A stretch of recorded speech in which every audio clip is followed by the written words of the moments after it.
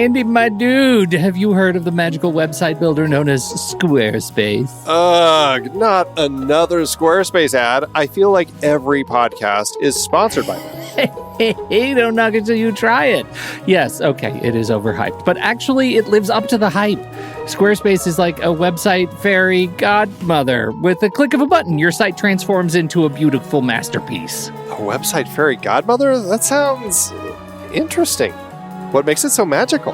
Well, for starters, those slick templates make anyone look like a professional web designer. Pick one, customize the colors and fonts to match your brand, and voila.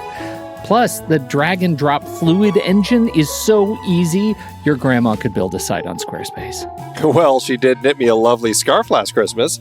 Maybe website design is next. Exactly. And when you're ready to sell your Nana's handmade scarves online, Squarespace has built-in e-commerce. Add a store with one click. Get flexible payment options. Then watch those sales roll in.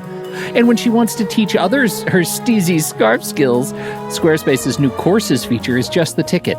Nana can set up her curriculum and enrollments and payments in a snap and become the next e-knitting influencer. Oh, wow, you really sold me with the grandma angle. Sign me up for that free trial.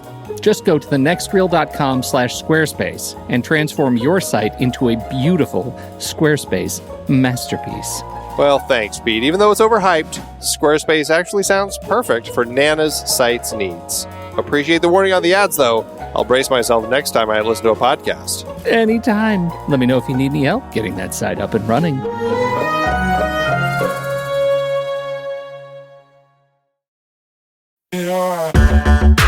Andy, can you believe we've almost hit 700 episodes of The Next Reel?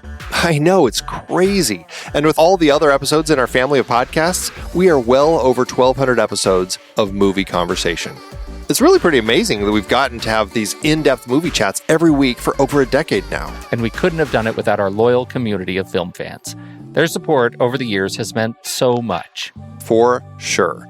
That reminds me, we should give the merch store a shout out. Buying shirts from thenextreel.com/merch is a great way listeners can continue to support the show. Plus, they get to sport our great designs. Absolutely. I think sometimes folks forget we have a variety of shirts, mugs, phone cases, and more available. In fact, a great place to start is with a shirt sporting the Next Reel's logo. We also have that classic Fast Times Spicoli Surf School tee, or the weirdly popular Rusty's European Tour shirt. The one from National Lampoon's European Vacation. Why is that so popular? Search me, but we have sold a ridiculous number of those. I guess there are a lot of Rustys taking trips to Europe? We're always adding new designs based on movies we've covered, like our brand new design for a streetcar named Desire, featuring a streetcar named Desire. So if you want to rep your love of TNR and films, head to thenextreel.com/merch. Every purchase helps us continue to have these weekly in-depth conversations. So visit thenextreel.com/merch today. And as always, thanks for listening and being a part of the Next Reel community. We've got lots more great movie chats coming your way. I'm Pete Wright. And I'm Andy Nelson. Welcome to The Next Reel. When the movie ends, our conversation begins. In just a matter of seconds, you're going to hear a classic episode of this show from back in the day when we called ourselves Movies We Like. It took us a while to settle into the show's format, so you'll notice some differences as you listen to these episodes. For instance, it takes us a bit of time to actually get into the conversation about the movie. Things like that. But we're still proud of the conversations about the movies themselves, and we think they're worth keeping in the library. So enjoy these episodes from our back catalog. And you can become part of our Discord community, learn more about the show, and find out how you can become a supporting member at thenextreel.com. So thank you, everybody, for downloading and listening to The Next Reel. We appreciate your time and attention, and we hope you enjoy the show.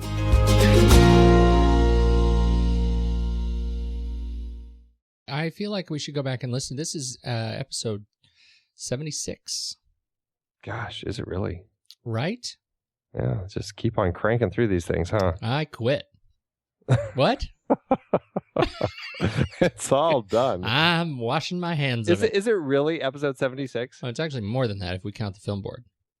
But just of the shows? Yep. Is it? Yep. So this is show 76. Yep.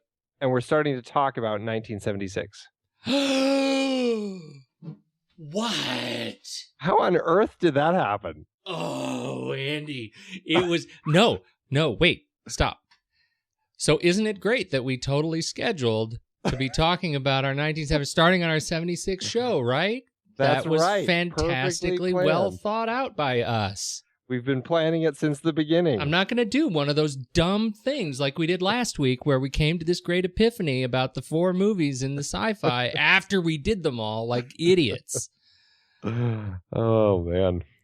76. Yeah, we really planned this one out well. Man, that's great. Yay, Go us. That's priceless. Yeah, I'm pretty excited about that. This is the film board, everybody. Or no, it's not. It's not. It's not the film board. You should do it. Go ahead. Do the Welcome, everybody, to the next reel. We're thrilled to have you here. This is a place we talk about movies. I'm Andy Nelson, and on the other end is Pete Wright. We love chatting about movies. We talk about all kinds of movies, and we definitely spoil movies. We usually don't care too much because they're usually older movies. And if you haven't seen it, go rent it and then listen to us talk about it. And we think they're all pretty great for the most part. We've had a few that we don't, but for the most part, we like every movie we talk about. Right? That's a new little addition. That's right. It's like qualifying our experience together. That's right. That's right. We definitely love, talking with all of you out there listening to us. So if you want to shoot us an email or give us a phone call and leave us a wonderful message that we might play on the air, you can go to our website, thenextreel.com, and click on our contact page. You can get all the information right there for Twitter, Facebook, phone number, all that sort of stuff. And we'd love to hear from you. Also, we love, getting feedback on iTunes. That's how more people find us. So if you go over to iTunes and you can rate our show and leave us a review, we'd love it. And, that's how more people find us. So I think that's it, right? Yeah, no, that's it. I run through everything? Yeah, no, that's good. And it definitely, the Facebook thing, welcome to all of our newer Facebook, particularly our newer international Facebook listeners. We sure appreciate you liking the page, and it's great to see all these countries represented in our list of listeners. So welcome, everybody. And we're going to try to be more sensitive, not make as many jokes about Australia. Criminals. You said it, and sorry. I think, don't you have an Australian passport? Aren't you some sort of dual citizen? Oh yeah. So what am I saying about myself? Right. Criminal. See, but that's totally why not true. That's why I can say that, because I am one. Isn't that how it works? I think that's how it works on everything. You name it. Oh man. So what's your do we gotta, oh man, I hate to bring it down. I feel like we're on kind of a roll. Man, there's some harsh news today. It really was really hit hard today. Roger Ebert passed away, 70 years old. Amazing film critic, author. He was fantastic.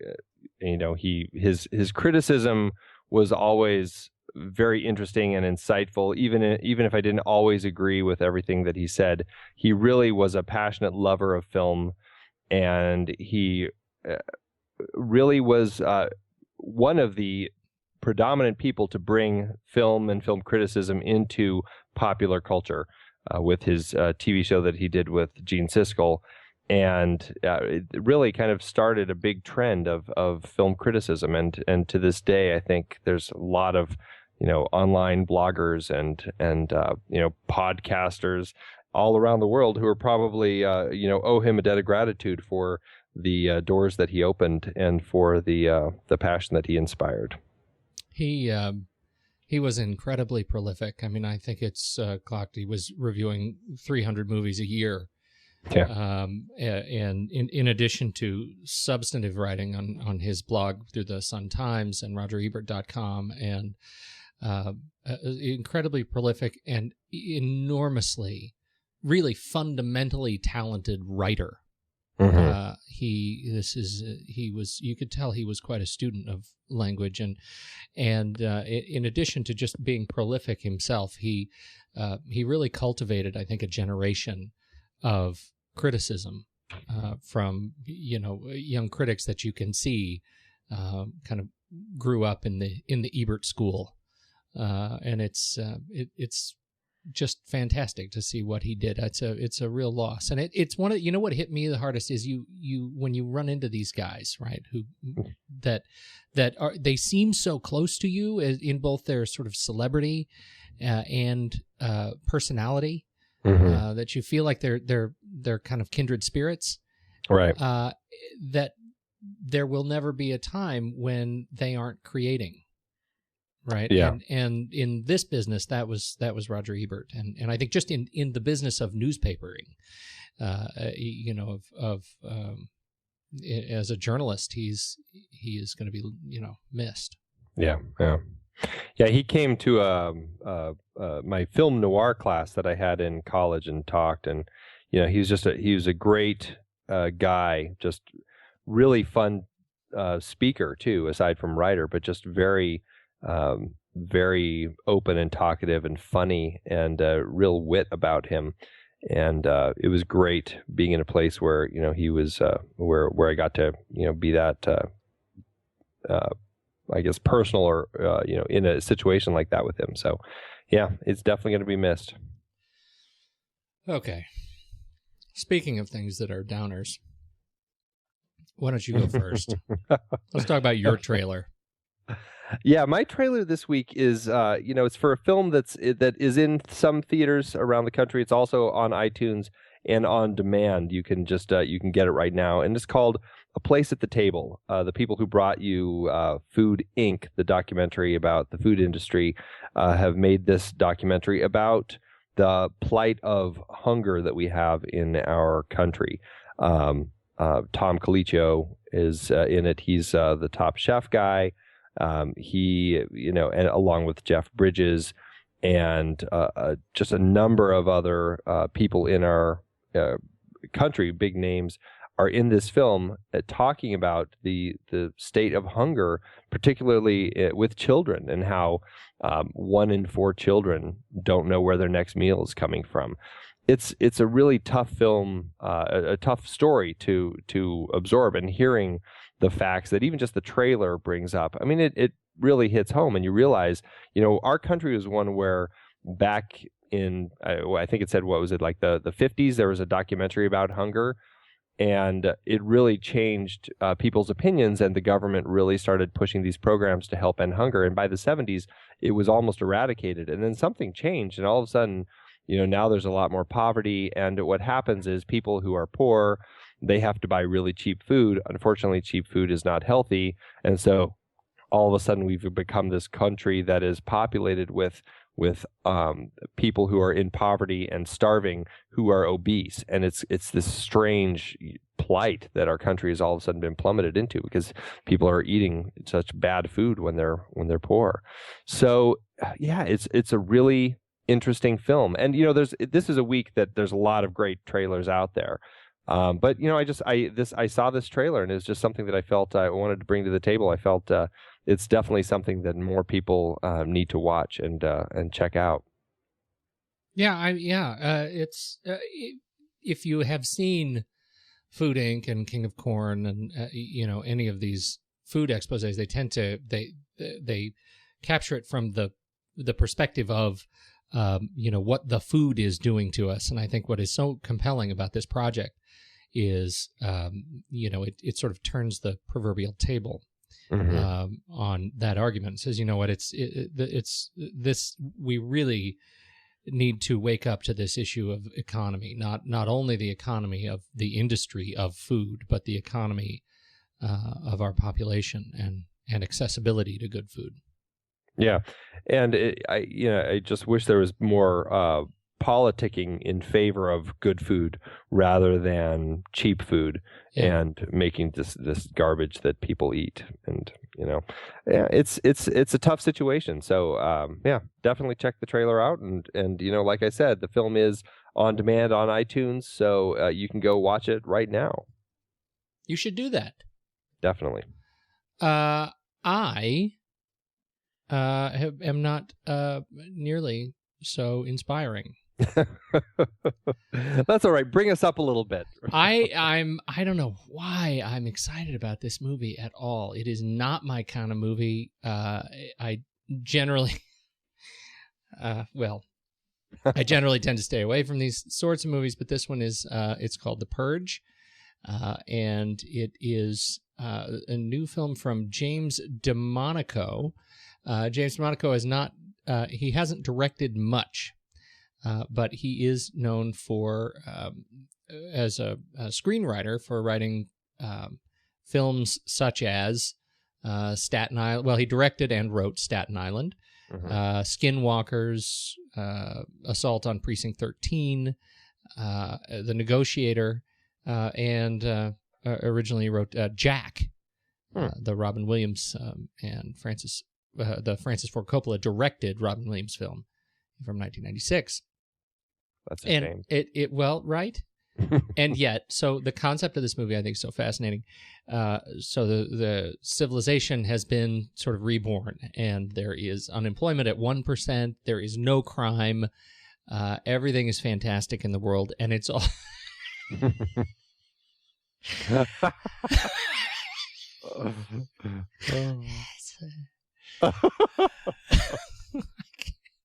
It's not a comedy. It's not a comedy. It's not funny. It's not funny. It's not funny. It is.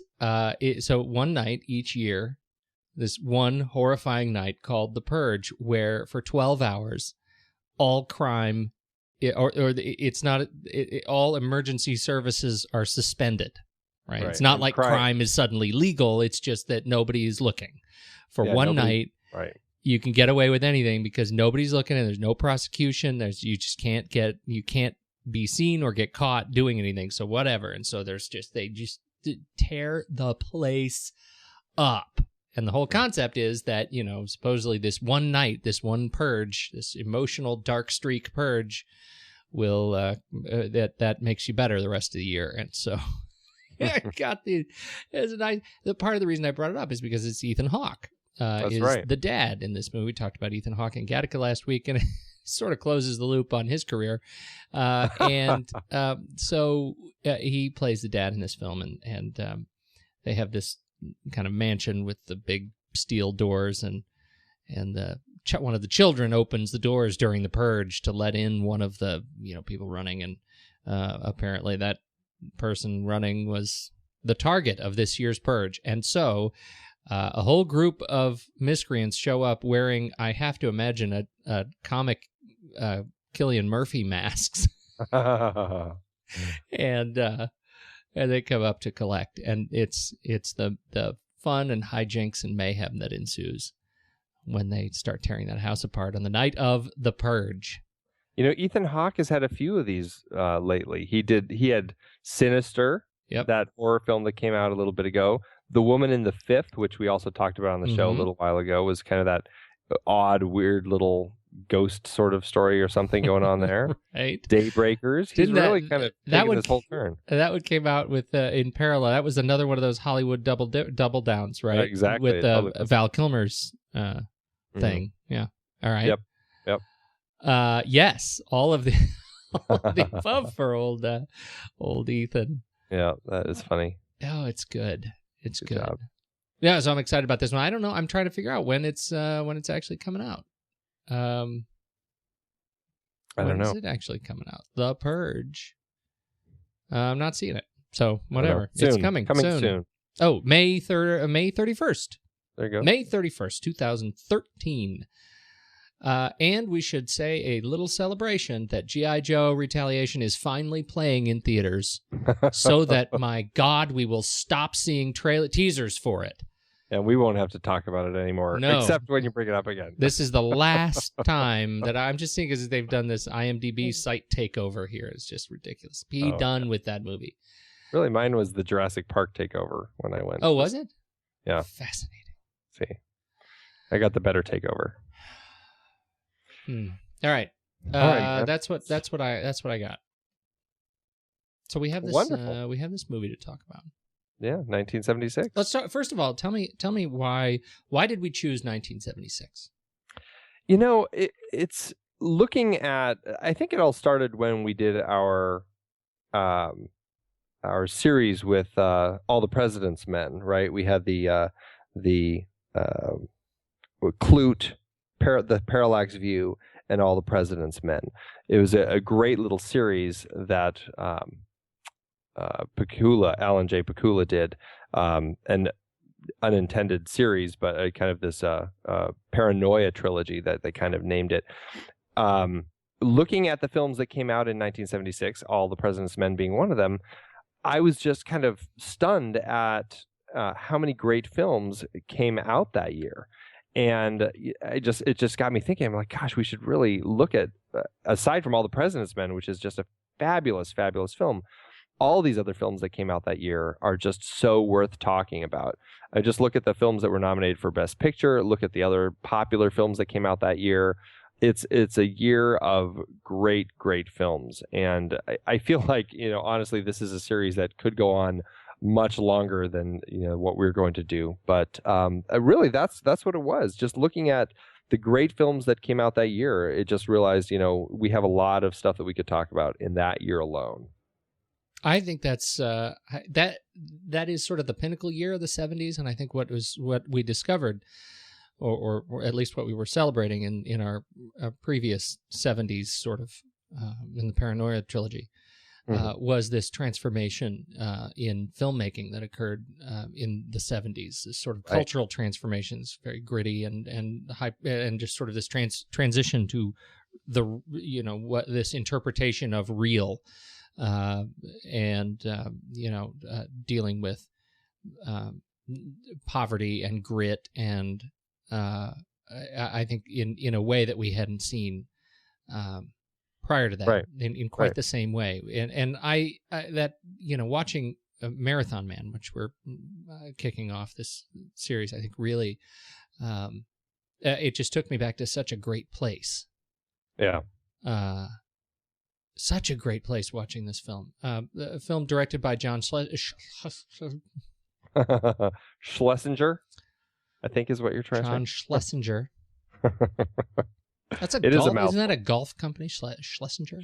I think it is. I found a hat on a highway that I literally stopped my car and picked up this hat. I still have this hat. I washed this hat. It's a great hat, and it's a Schlesinger hat. Are you sure it wasn't his? Well, I mean, it was embossed, like embroidered. It wasn't like handwritten. This is John Schlesinger's hat. It was based on the book by William Goldman, fantastic, legendary William Goldman. He wrote the book and then adapted his own screenplay. Right. And we'll talk about what that means. Stars Dustin Hoffman, Laurence Olivier, the horrifying Laurence Olivier. Yeah. The always hunktastic Roy Scheider. Our favorite 70s guy. Our favorite 70s guy. The always puzzling Bill Devane and Marthe Keller as the damsel.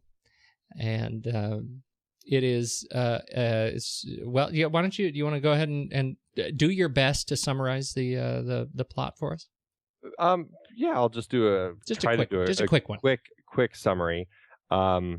A marathon, a man training for a marathon, gets who's a student. He's a pacifist. His father had killed himself after being accused of being a communist in the McCarthy hearings.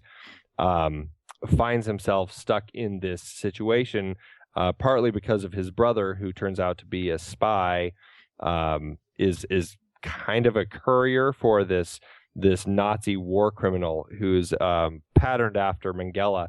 What was Mengele's nickname? I had it, the Doctor of Death or something like that. Yeah. Yeah. So patterned after Mengele, who's coming to New York to get all of these diamonds that he basically got after pulling all the fillings and everything from all the Jews in the concentration camps. So this Nazi criminal is coming to New York to get these diamonds. He's been killing off all of his couriers, one of which is Doc, Babe's brother, and Babe then somehow gets embroiled in this whole thing. They think he is tapped into the whole situation and knows if, what's going on. And so now they're after him, and he basically has to fight for his life to avoid getting killed by this Nazi war criminal and his henchmen. Angel of Death. Angel of Death. That's what they called him. Right. Right. So that's my quick little rundown. Yeah, that was good. Thrilling. I'm roped in. I want to see it more than ever. So let's talk. I want to start with the opening, because if there's anything, this film sort of hangs on the first 10 minutes. Yeah, it's a great opening. It's a terrible opening. No, it is the dumbest of the dumb. Are you talking specifically about the crash? Yes. Okay. Of the chase of the guy with the car stalled, and we got the old man, the old Jewish man, and the old Nazi, and they're yelling at each other in their cars, and the old Jewish guy goes berserk and starts smashing into the back of his car, and ends up doing a crazy chase based on it was hot outside, and he had a problem, and it is totally insane. It is. I don't want to say it's implausible, though it is. You're right. It is a little over the top. It is a little over the top. Like you really, if you haven't seen this movie, just take it from me. There's a German courier who dies, and start 10 minutes into the film. Don't watch the beginning, because you'll think, why am I watching this movie? It is dumb. Why would I watch this stupid thing? It is over the top. I will give it to you. It is.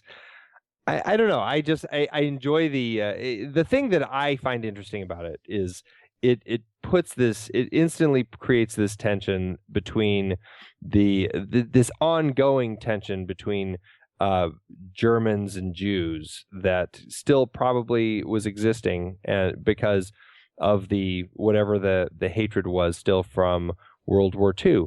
And this particular German, who, as soon as he realizes that the guy behind him is a Jew, and he starts like spouting off, just lots of awful things at him in German, and it just created a very interesting tension between the two. Now the chase becomes a little silly. The fact that these two old guys are racing down the road and they crash into a conveniently backing up gas truck. It's a little over the top. It's a little hard to believe. But what I like about it is that you're getting this setup for the 70s. World War II has been over for a while, but you're still seeing that there's these tensions out there. And another interesting thing that I like that doesn't really factor into that particular situation, but the fact that it's happening on Yom Kippur, and you have just, all these Jewish people all over the place on the streets, walking around. It was an interesting element that they also threw into the scene. So I like a lot of elements of it. And yes, you're right. The actual chase itself and the crash and everything is just, it's a little silly, but there's things in it maybe that's why I'm giving it a little more of a break. Well, yeah, I just had a hard time giving it a break because of the comical nature of this ridiculous, like contrived action. Yeah. And I get what you're saying, right? I mean, these guys are at that age where, the war had been over for 35 years. Mm-hmm. And so they're at that age where 35 years earlier they were in the war, or in some capacity, right? Likely.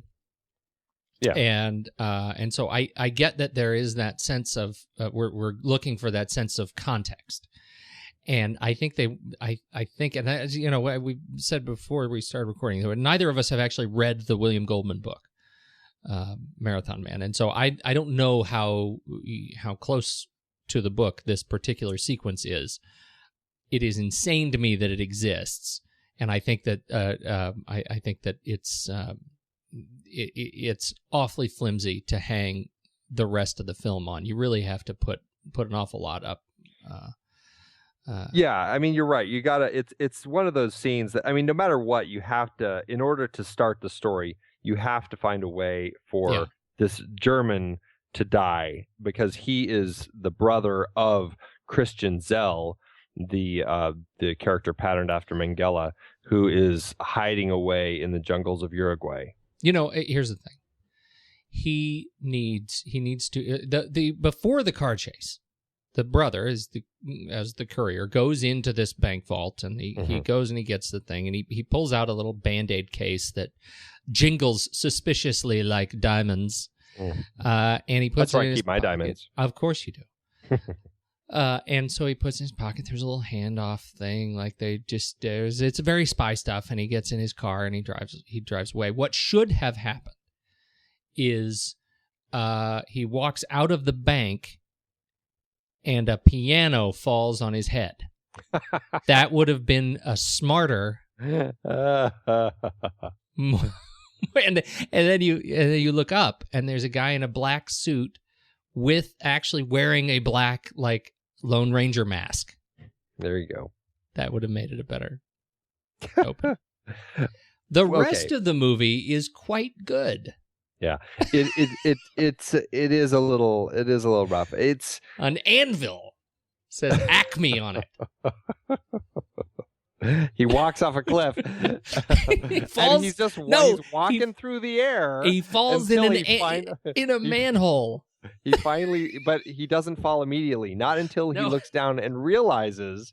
Zoinks! All right. No, let's talk about this some more. I like this. I like this topic.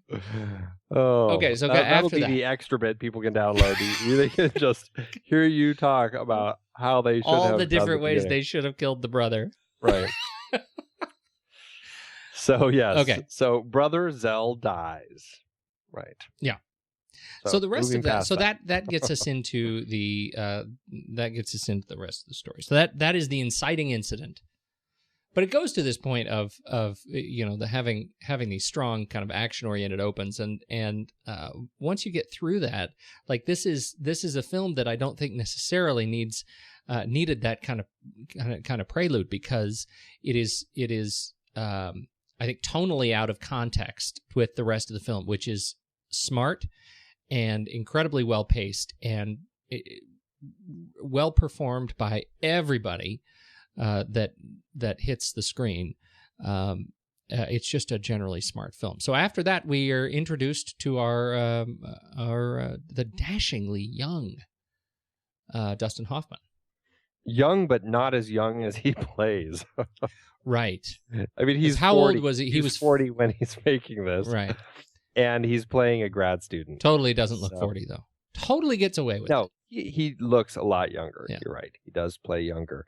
But he does a great job in this role. It's a great role for him, and I don't know. He brings a lot to the table, I think, and I really enjoy watching him in the film. Yeah, he is.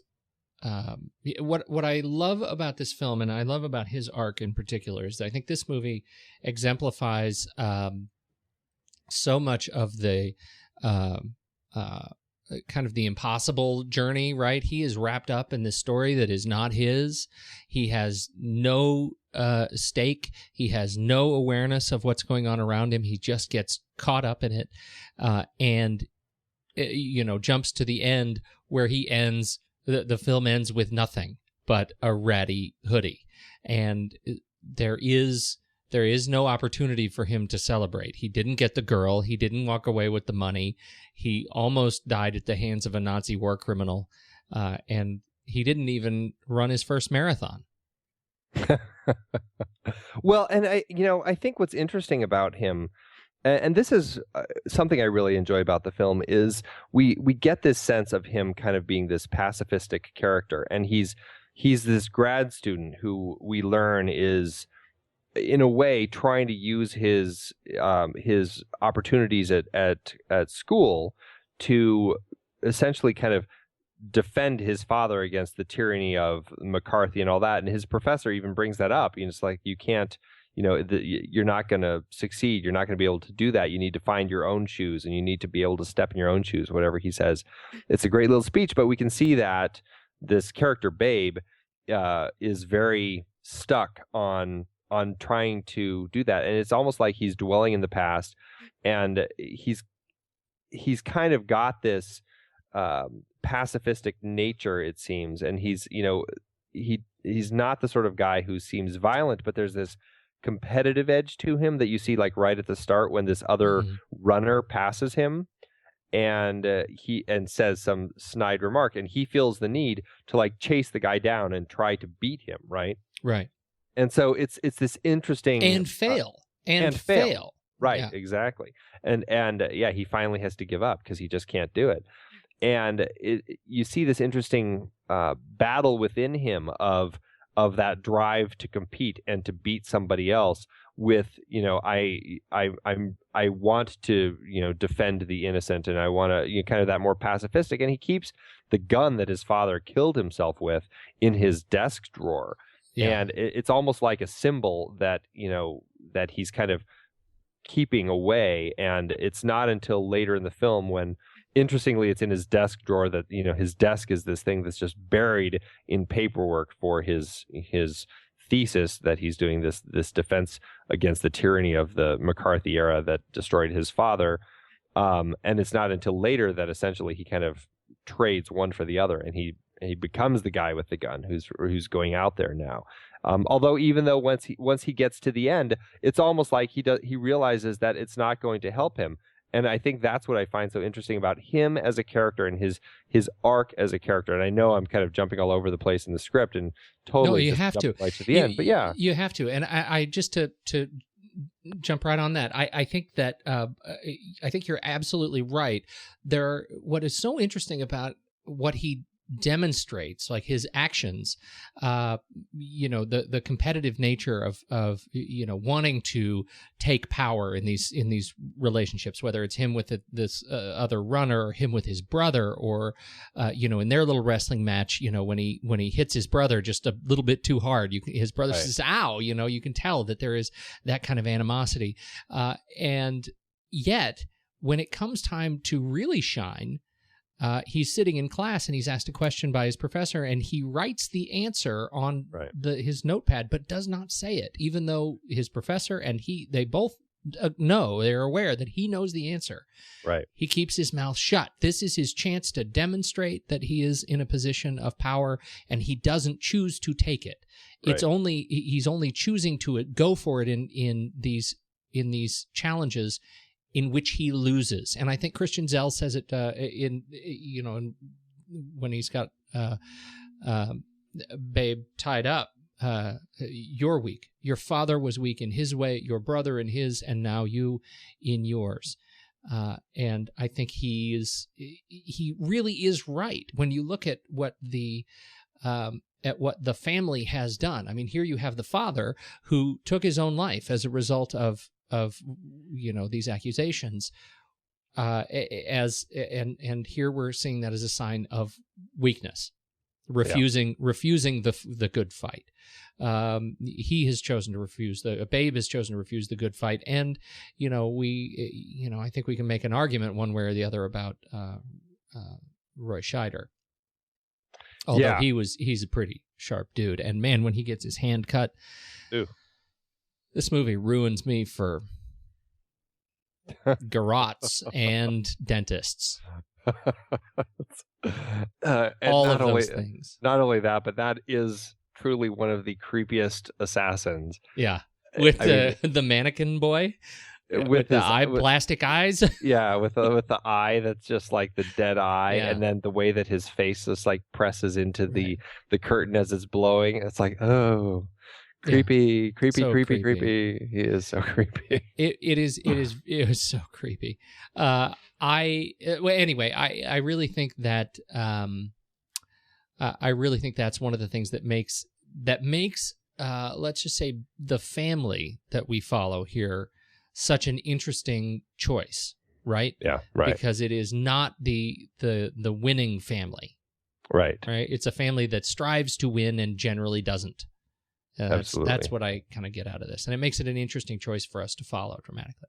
Yeah. Well, and even, there was a scene that was cut from the film that it sounds like an interesting an interesting scene that happened that dealt with more with Roy Scheider's character, with Doc. I think it happened toward the beginning of the film, and it was him kind of going a little berserk because some men kill a colleague of his, and he kind of just loses it and goes nuts and kills these other guys and has this big fight and everything. And it was a scene that William Goldman himself really felt was important, and he was upset that they cut it. And it is in the book, but he felt like it was an important thing to see because it does make Roy Scheider's character Doc seem less the hero, seem less the perfect guy that we kind of see in this film as like this great spy, and he's just kind of always on the ball and until he does get killed by Zell. But it changes that a little bit, and I think that fits right in with this family of just these people who they don't quite have it all together, and they aren't always on the winning side of things. Yeah, that's exactly it. And I think that gets to one of the key things that we're kind of uncovering about the 70s and this choice in the cultural kind of interpretation of family and of people is that, here we're going to be looking at some characters that don't have it all together in a much more kind of substantive way. Mm-hmm. Than we have decades prior. In the 70s. I mean, that documentary. Did you end up watching the? I haven't gotten through all 3 hours of it yet, but I'm in the middle of it. But it's a great documentary, A Decade Under the Influence, talking about the 70s and the change that was going on in our country and why this kind of vibe shifted within film as far as making things that were more personal, more gritty, dealing with more, real situations.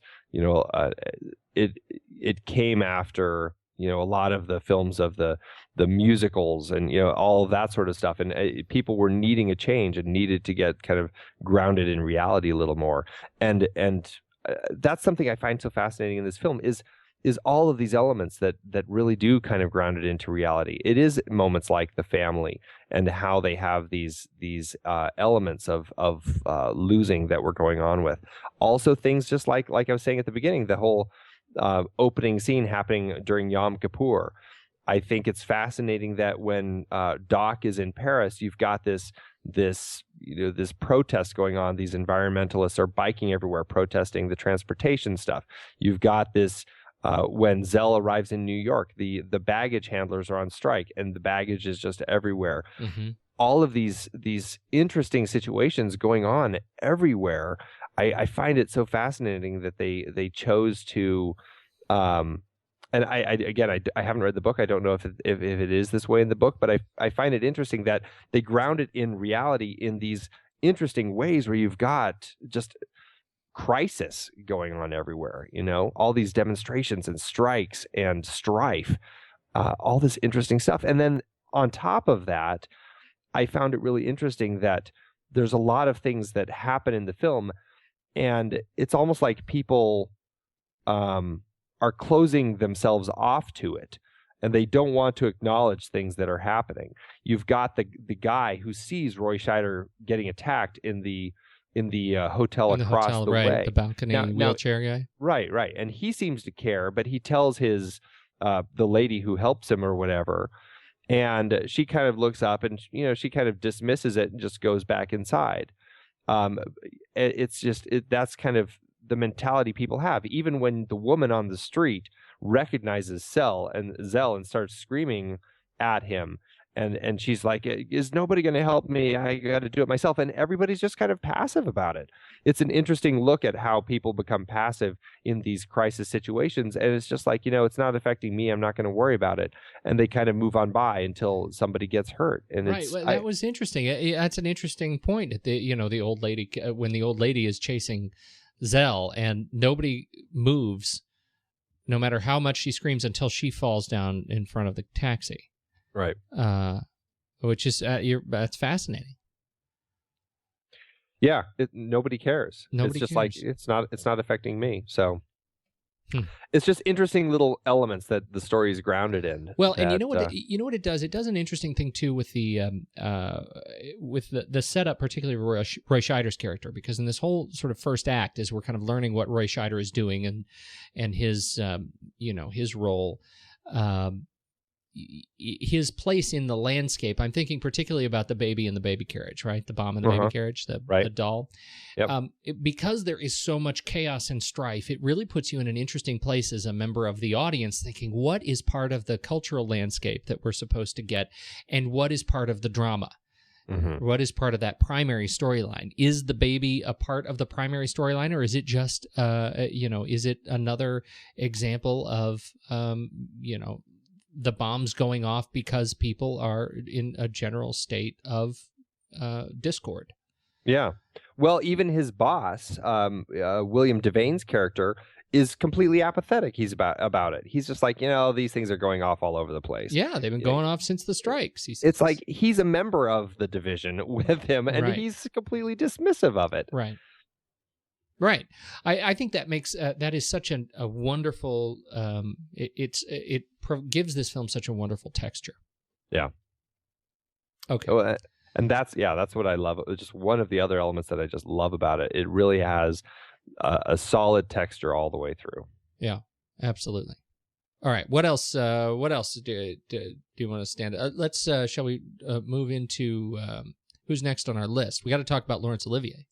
Yeah, I think he definitely needs to be talked about. This was a real comeback opportunity for Olivier. He had kind of stepped away from making films, not so much by choice, but because he was just getting ill. He had been really hit hard and was almost at a point, or really he was at a point where he was considered uninsurable. And it was very frustrating for him. And from what I heard, and he was getting like bit parts in shows and bit parts in TV series and things like that, but he wasn't getting a lot of the big stuff that he had been getting. And what it sounds like is, they really thought Robert Evans, who was one of the producers of the film, head of Paramount at the time, really felt that he was right for the part, really, really wanted him. And he and his producing partner convinced the insurance company to give them insurance on him for 6 weeks. That's all the insurance company would insure him for. And so it's like, it's crazy, they've got these limits like that. But he came out, he was thrilled to be back in a film in a role like this, and had a great time. And Schlesinger said that every day he was on set, he was just getting better and better and better, and he was just looking healthier and healthier and more healthy. And it really was something that it was one of those things where it's just like, this is a man who, supposedly had been close to death, but once he got back into acting and back doing what he did best, he really went on to get healthy again, and he lived until 1989. Wow. So, yeah. And I mean, he did so good, he was nominated for an Oscar for supporting actor in this. Well-deserved. Well-deserved, yeah. Yeah. Yeah, it's an interesting part. I mean, he has really, in a script that's pretty sparse, he absolutely has some of the best lines. Oh, yeah. He's in some of the greatest context, generally when he's got somebody in the dentist chair. I envy you your school days. Enjoy them fully. It's the last time in your life no one expects anything of you. Mm-hmm. Even better. Thus far, I find you rather detestable. May I say that without hurting your feelings? Very, very favorite. He's just got he brings such an elegance to a otherwise quite horrifying role. Yeah, it is a really horrifying role. I think from this role, I mean, geez, it was what was he like on the? They have all those lists all the time, like the top 100 evil characters lists. And, I think, well, here it is, American Film Institute's 100 Years, 100 Heroes and Villains. He was number 34 on the villain list. The film was number 50 on 100 Years, 100 Thrills. His famous line, "Is it safe?" was ranked number 70 on 100 Years, 100 Movie Quotes. In one of the most terrifying scenes ever filmed.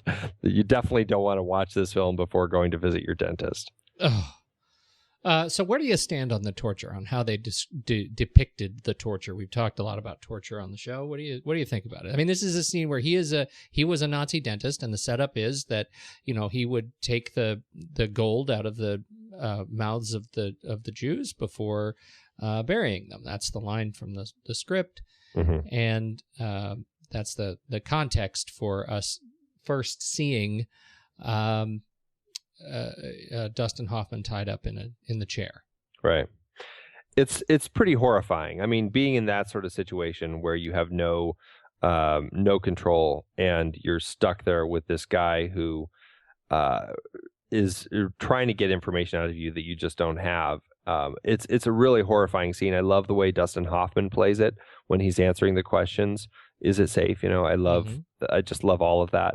I also love the way that Olivier plays the character. He actually, I can't remember where he was staying when he was in LA prepping for the movie, but he was watching somebody's gardener prune the roses, and he saw how delicately and gently he handled the roses. And it hit him at that moment. He's like, that is how I'm going to play this guy. I am that sort of artist where I need to be gentle, and he's my rose, and I'm going to be treating him as if I'm pruning his leaves, and that's how he went into it, and that makes it that much more terrifying because he's so calm and gentle about how he's approaching Dustin Hoffman that it makes the torture that much more painful. Oh, he's so specific. Yeah. When he starts talking about the nerves. Mm-hmm. And then he drills right into that front tooth. Yeah, where he says, oh, don't worry, I'm not going to drill into the one that is a bad tooth. That's already dying. It's already dying. Dead. I'm going to drill into one that's completely healthy because it hurts hurts so much more. Until I get to the pulp. The pulp, Andy. Oh, I know. I've seen some really horrible things, but that one, just the dentist, the whole idea of the dentist that's worse than just about anything else. It was a genius play by William Goldman in the script coming up with this. It really works, and it works in context of the story. It's not that he's a dentist just for convenience sake. It actually fits within his role as an antagonist in the film, and his method of torture fits with what he would naturally do, and it's horrifying. It's absolutely horrifying. Now, in the context of the time, my understanding is that it was even more graphic and horrifying to watch, and they actually were like, audiences were getting queasy and couldn't even make it through the scene, so they actually had to cut it back a bit. But even with what we have here, it still is hard to watch. Yeah. I think from what I have read of the writing of it, of the fidelity of the torture or the violence in general to the screenplay in the book, it sounds as though the movie needed this to display this level of sort of queasiness even at the time, that it feels appropriate, obviously, to me in my own context. It just really it drives home this sense of a character that we are rooting for who has nothing going for him, and just sort of reveling in his hopelessness. Well, and it also ties into the title, Marathon Man. I mean, a marathon is just something that a person. It's these long runs that it's about endurance and endurance of pain. And starting from the beginning, where we see that Dustin Hoffman is a runner who can't beat this other runner, we see him already failing.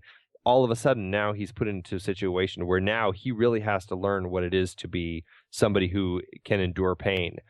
And from that moment on, when he's captured and he endures the torture and the fake escape, and then he finally really escapes, and he runs and he runs and he runs, and just like really all the way through the end of the film, it's like he finally crosses the line and understands what it takes to be this marathon man that he's been striving to be from the beginning. Mm-hmm. No, I absolutely see that connection, and it's, it may seem a little bit obvious until the end when you see him kind of running away. The other thing is, you notice that Babe Levy is never not running, even when he's sort of outside going to school. He's running to class. He's running to catch up with Marthe's character. He's running. Right. He's always running. Yeah. And it's a nice sort of character affect that I think plays into the overall race. Yeah, it is, and it just really fits with the character. It's very interesting. Yeah. Yeah. Fascinating. Let's see, who else do we have to talk about? Well, I think we definitely need to talk about Conrad Hall, the cinematographer for the film. One of the great cinematographers of our day. I mean, starting way back in the 60s with things like In Cold Blood, Cool Hand Luke, which I just watched again, just a fantastic film and looks gorgeous, everything about it. Butch Cassidy and the Sundance Kid, all the way up through the early 2000s when he did Road to Perdition, which was the last thing that he did, and I believe he won an Oscar for it, and his son accepted for him. So it was a nice moment. Beautiful film, and he's one of those cinematographers that knows how to make a film look great. This film always looks great. I mean, whether it's running through the streets at night or in the jungles of Uruguay or in Paris, it just has that gritty, realistic feel to it all that, I don't know, that it always makes you feel just kind of tense, I think. Oh, yeah, absolutely. It really, I think, captures that sort of realism of the environment. The other thing I really like is the way they use, and this is as much, Conrad Hall as editing, led by Jim Clark and Schlesinger, is this whole idea of the flashback. And the way we get the flashback is done sort of in kind of a sepia, in real flashes.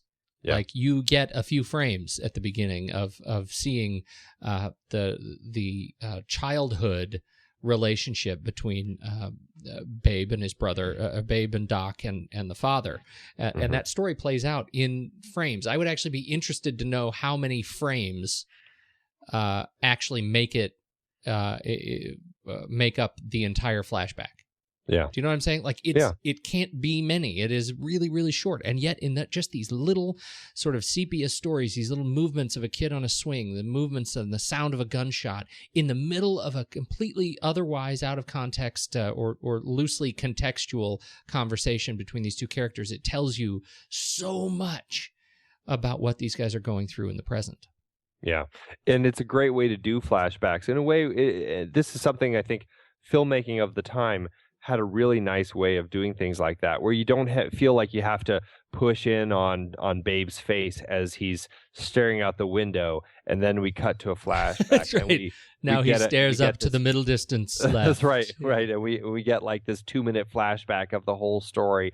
It's not like that. It's these little flashes, like memories come, and that's what I really like about them. On top of, they also have the little flashes of the what is the famous tracks, the marathon runner that he, I guess, idolizes, that we keep seeing. It's right.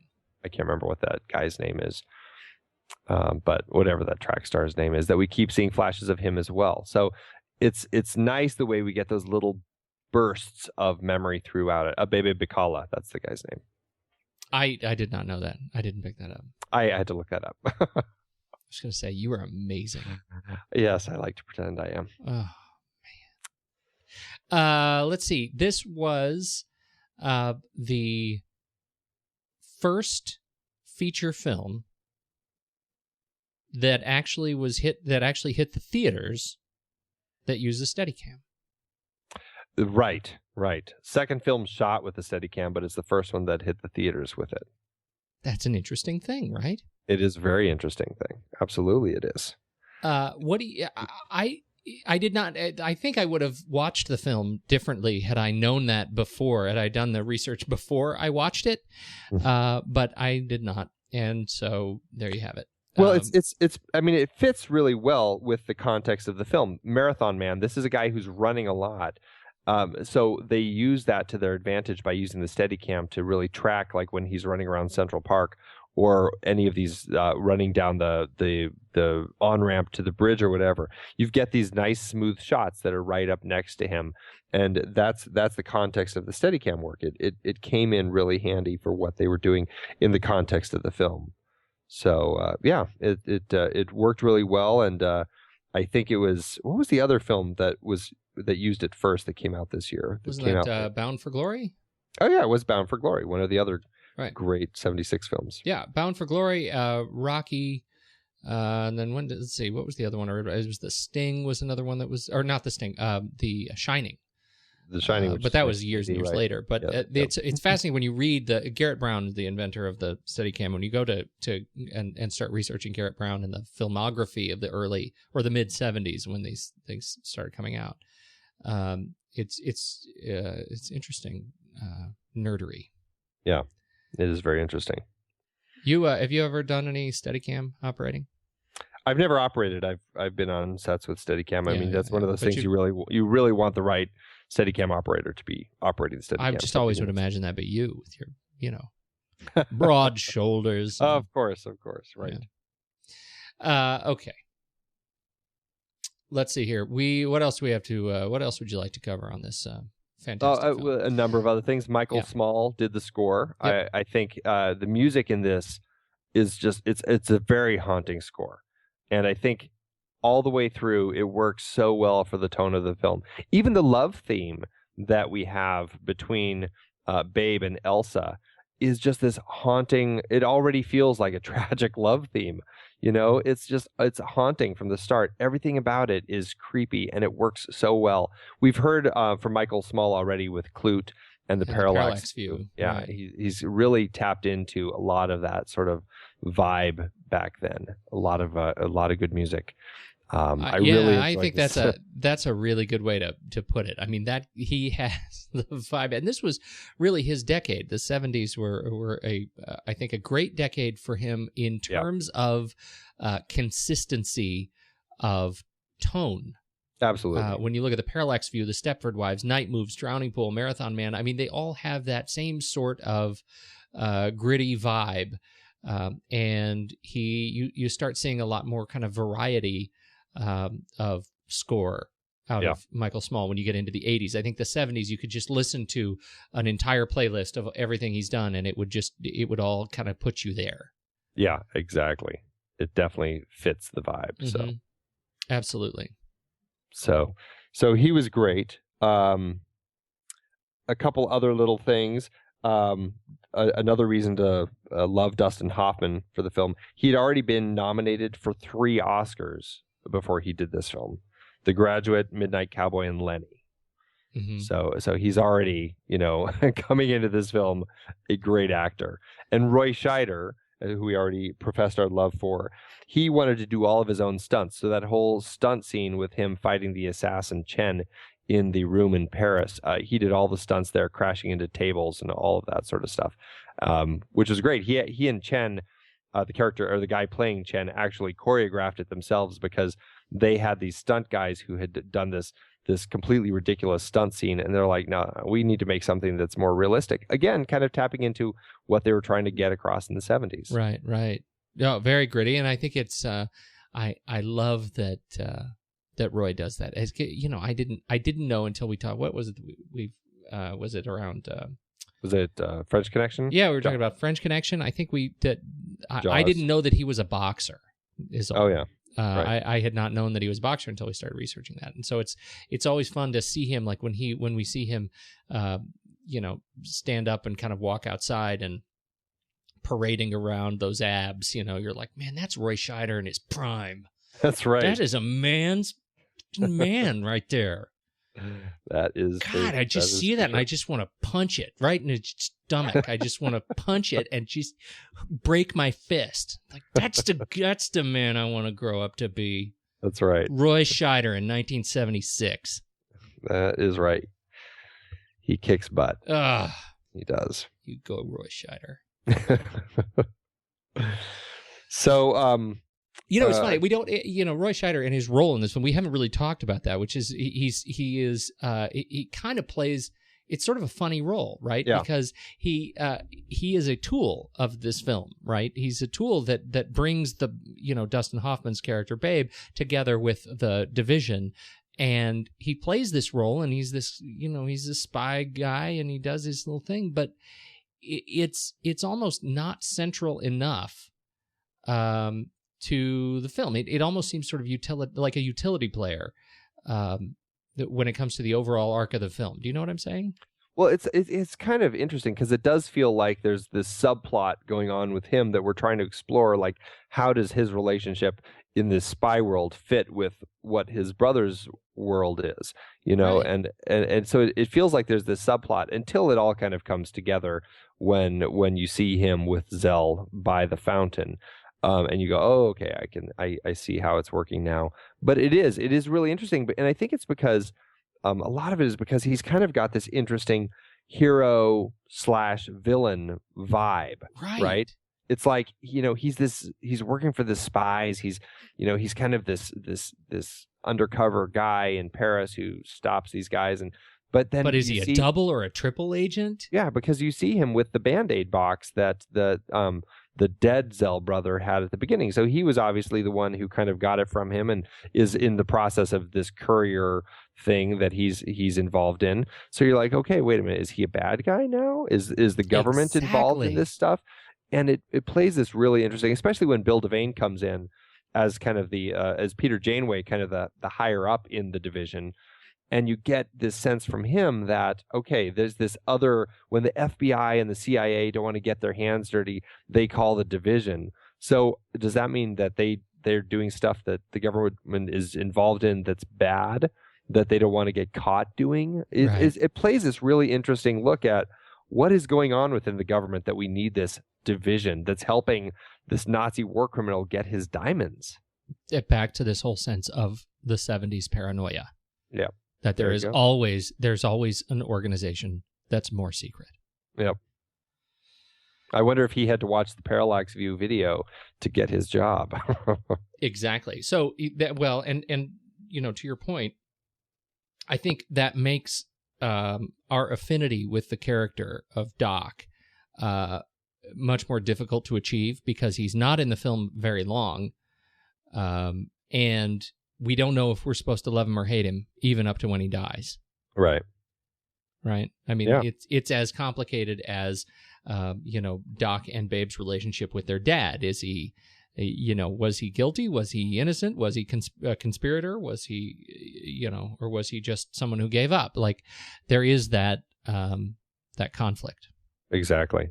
Yeah. So it plays it really interestingly. Yeah. Yeah. Okay, I'm sure you got something else. I had two last little things. One, Robert Towne, great screenwriter who wrote Chinatown, came in and actually was brought in to do an uncredited rewrite of the end of the film. They were having troubles finding the right end. Is Babe going to shoot him? What's exactly going to happen?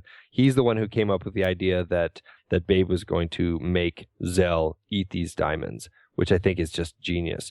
That a whole end, and then when Zell refuses, everything about that ending I find really tense and perfect. I love the way the characters play it. It's great, how Zell can tell that he's not actually going to shoot him. Everything going on there, really good stuff. So Robert Towne is the one to thank for all of that. I think that's fascinating, and it seems like such a Robert Towne way to go. Yeah, it definitely does. Sister, mother, eat the diamonds. I won't eat the diamonds. Eat the diamonds. Sister, mother, eat the diamonds. There's a mashup somebody needs to make. Exactly. There is this weird, like, I hit that scene, right? I hit that sequence, even in my latest view of it just this morning. I get to that sequence, and there's a little of me that says, okay, we ran out of ideas. And so eat the diamonds is what stuck, And but to your point, Like the first time he says "eat the diamonds," he's rolling the dice. He's got nothing. The screenwriter, I mean, has nothing. Like he's run out of ideas. But I think what sells it really here is the performances. That's not a sequence. I don't know how you could take that sequence seriously on paper, and yet to have faith in it enough to give it to Olivier and Hoffman and just see what happens. I think when he starts hurling fistfuls of diamonds and watching Laurence Olivier chase them like a puppy around this grated floor is brilliant in its perversity. And to see him throw himself off that spiral staircase and ultimately impale himself on his own secret wrist blade is to watch not only an actor of that sort of caliber, but a villain of that sophistication, act that way. I think is fantastic. I was in it. Well, and that he completely, that's what it all comes down to for him. And it ends up feeling so pathetic. And that's what I like about, Babe making him eat the diamonds. It's just, that's how pathetic it is. He's like, yeah, you can have them, only the ones that you can eat. Yeah. There's something about that that's just, and then the fact that he does it is just so pathetic. And this is this evil Nazi war criminal, and this is what he's come down to. And I find it really fascinating. And yeah, it probably is one of those, okay, we need something completely off the wall. Bring Robert Towne in. Let's see what he comes up with. Okay, let's go with it. Let's shoot. But I don't know. There's something really twisted and maniacal about it, especially after this is the guy who had been drilling on his teeth. I don't know. I just really enjoy it. Well, it is that, that is if there's anything to celebrate, it's that Babe has made it to the end of this journey, right? Right. Yeah. Because, here we are, we have had nothing really to be excited about for this character. Like he's just been beaten up and drilled on and kicked and tricked and lied to and kidnapped and drowned and the list goes on, and he still hasn't run his stupid marathon. And yet this sequence, when he has this war criminal eat a single diamond, this is a place where we get to celebrate him surviving in this world that is otherwise out to get him. Right. Yeah, it really is triumphant. And then, it's funny how it ends on such a 70s vibe too. It's not like, there's news, like I could see another decade when they made this, you could see the news stories at the end of the film, marathon runner saves us from this Nazi war criminal, revealing him, and, he runs the race, and, all these things. It could have gone really over the top with kind of the making it feel very positive at the end. It's just such a quiet ending, after everything happens in the water house that they're in, and Zell dies, he just walks out, tosses the gun into the lake, and runs off. Yeah, because we all know what happens next. He goes back to his crappy apartment that is way too small, and he lives there across the street from people who hate him. Well, they end up not hating, but who have spent, as far as we know, their existence together, kind of making fun of him. Yeah. It's not a great place. He's in a tough spot, and he's been through this horrible ordeal, and he gets to go back there. That's his win. That's his win. That's the 70s. Let's talk about the numbers. Well, one last thing. Oh, of course. Yeah. One last thing. This is the film that is the notorious conversation between Dustin Hoffman and Laurence Olivier, with Dustin Hoffman, who was always such a method actor. And, when he was running, he had to go, or when he needed to look like he'd been running, he had to go run a mile before they shot so that he could look all sweaty and out of breath and everything. And Olivier notoriously said to him, "Dear boy, why don't you just try acting?" It's the notorious conversation that has always lived on, and it's very funny because I think Dustin Hoffman wouldn't sleep at night if his character wasn't supposed to be sleeping, and just all of that sort of stuff. And Dustin Hoffman says, it's a funny line, but it was taken out of context because Olivier was also laughing at himself because he did a lot of the same sort of stuff, and he would I guess actors tend prone to live their characters a little bit. We hear this with a lot of characters and or a lot of actors as they take on a character. But it's really funny that line has been the thing that's lived on. And it's kind of this notorious conversation between the two of them, how Olivier could just act, he could just do it. And Hoffman really had to just, he had to live it in order to actually make it happen. So just a great little conversation there. But Olivier. So, yeah. All right. So numbers. Yeah. So this film, from what I found, cost $6.5 million to make. And I only found that one number, so I'm just going to go with it. I see that domestically it grossed about $28.2 million. So it did pretty well for itself. It brought money in. I didn't see anything about international numbers, but even just domestically, it turned a profit. Big success in 1976. Very popular film. Critics loved it. People loved it, and people wouldn't go to their dentist afterward, but they all still loved it. And great film. Great film. Yeah.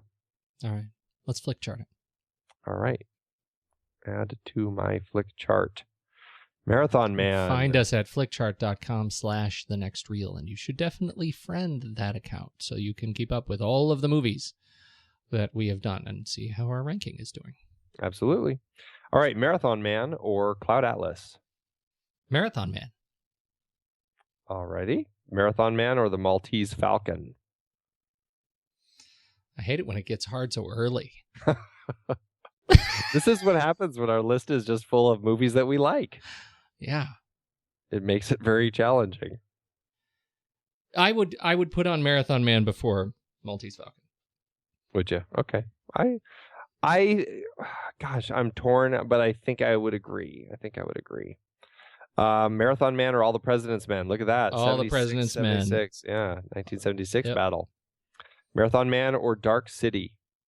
Dark City. Gosh, I don't know. I got to think about that one for a minute. All right, make a case. No, I'm just. No, make your case. I'm not making a case. Is it safe? That line alone, I might say Marathon Man. That whole scene.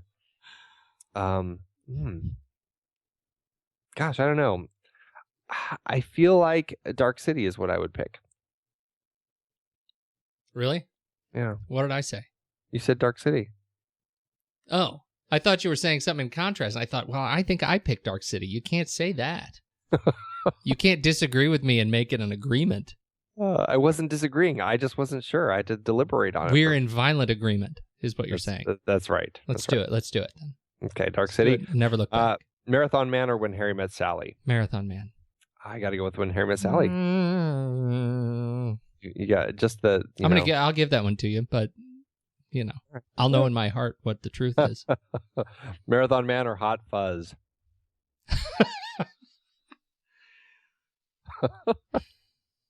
I'm gonna say Marathon Man, but I want to say Hot Fuzz because of the gargoyle on the head. I'm gonna say Hot Fuzz because I just love it so much. Okay, all right. It's just such a. I'm gonna go because that is an easier one. That the skids are greased for that one to be put on in my house. Right, exactly. Marathon Man or Social Network? I got to do Social Network. Yeah. I got a footnote to that, by the way. Oh. Go ahead. Keep going. Well, Marathon Man is number 21 on Flickchart. No, that feels good. That's actually higher than I kind of expected.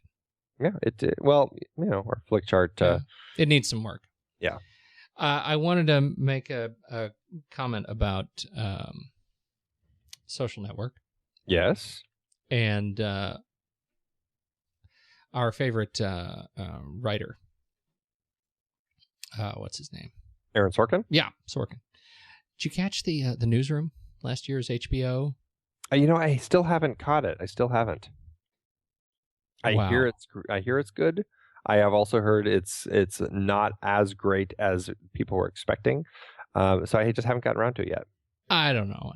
I don't know what that means. The problem is I think I read a lot of criticism about the show from other journalists, and that is true. I mean, if you've ever worked in a newsroom, there is this is not about necessarily journalism. This is about an artist's interpretation of what the media should be.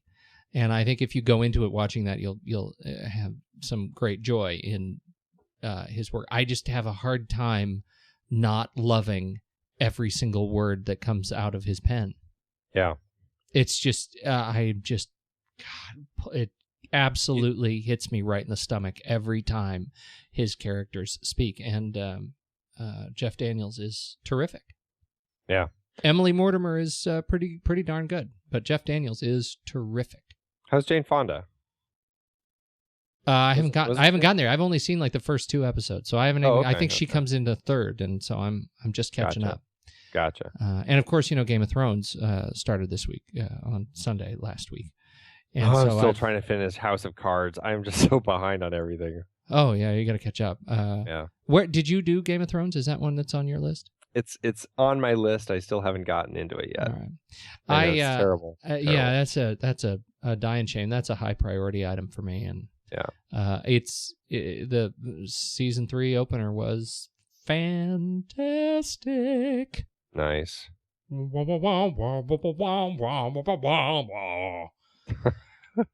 Man. Okay. That's all I've got. So what are we doing next week? Well, we're as everybody knows, we're continuing our 1976 series. So we're going to do a hop, skip, and a jump over to Martin Scorsese's Taxi Driver. Man, that film's demented. It is. It really is. It's a great dark film. I really enjoy. It's a tricky one to put on because it unsettles me, but I really enjoy everything going on in it. You know who would be? Who would be in a remake of that movie?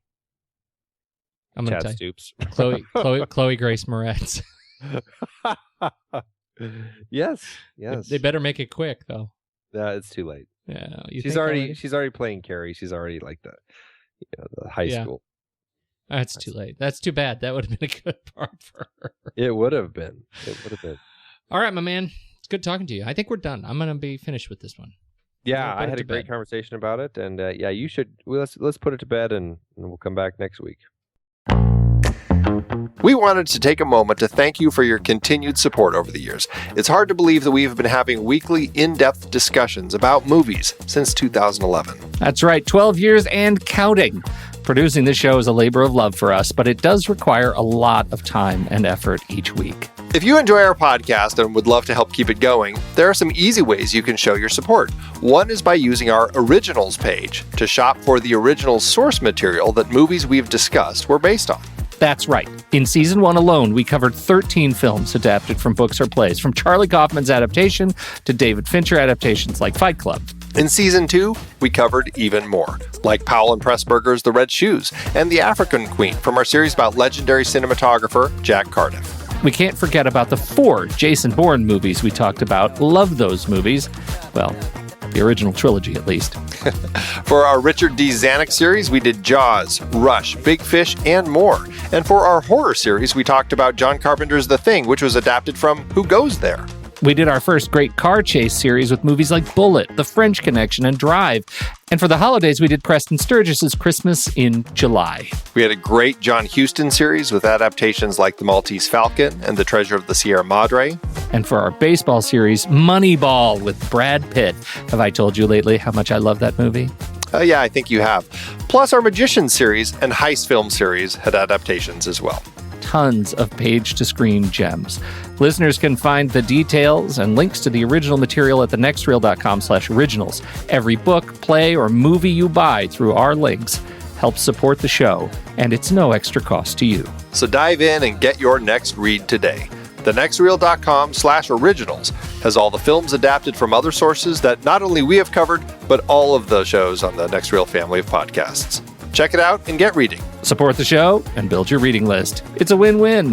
Head to thenextreel.com/originals.